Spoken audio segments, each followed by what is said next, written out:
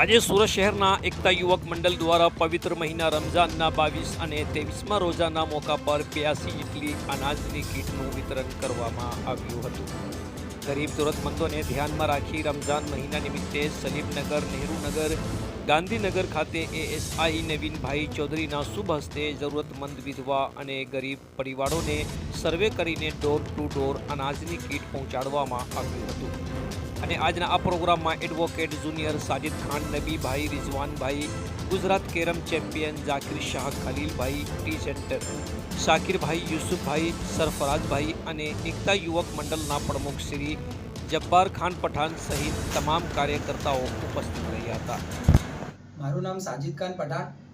ને હું એડવોકેટ જુનિયરશિપ કરું છું એડવોકેટમાં ઝેડ ટેકને ત્યાં। આજે રમઝાન માસનું 22મો અને 23મા રોજા નિમિત્તે આજે એકતા યુવક મંડળના પ્રમુખ શ્રી હાજી જબ્બાર ખાન બી પઠાણના તરફથી ગરીબ વિધવા બહેનોને જે આપણા અહીંયા ઉમરવાડા વિસ્તારમાં જે સ્લમ વિસ્તારો છે તેમાં સલીમનગર, નહેરુનગર, ગાંધીનગર જેવા વિસ્તારોમાં સર્વે કરીને પ્રોપર જે ગરીબ બહેનો છે, જરૂરતમંદો છે,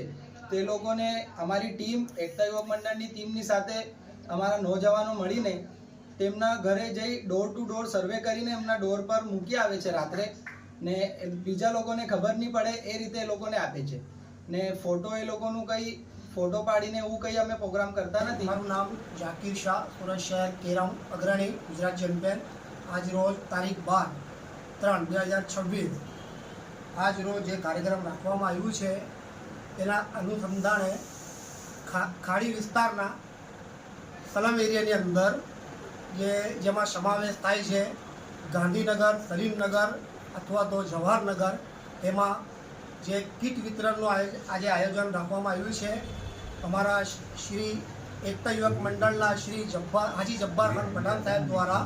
તેમના શુભ હસ્તે આ વિતરણ થશે। 82 કીટનું આ વિતરણ કરવામાં આવી રહ્યું છે ને એમાં ખાસ આ વાત છે કે અમારા જે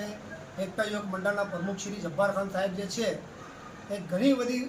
પરિસ્થિતિની અંદર જે કે ગયા વર્ષે ખાડીપુર આવેલું, એના બદલે કોરોના આવેલું, એમાં પણ ગરીબ લોકોની જે સહાય કરે છે એમના માટે અમે પ્રમુખશ્રીનો ખૂબ ખૂબ આભાર વ્યક્ત કરીએ છીએ ને આ જે વિતરણ કરી રહ્યા છે એમના માટે પણ અમે એમનો ખૂબ ખૂબ આભાર વ્યક્ત કરી રહ્યા છીએ।